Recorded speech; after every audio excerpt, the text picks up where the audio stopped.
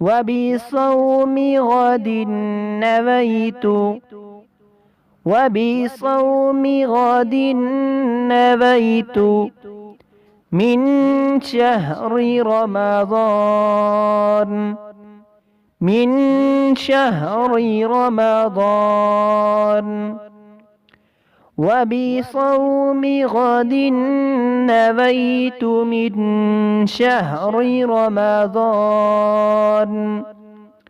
روزہ افطار کرنے کی دعا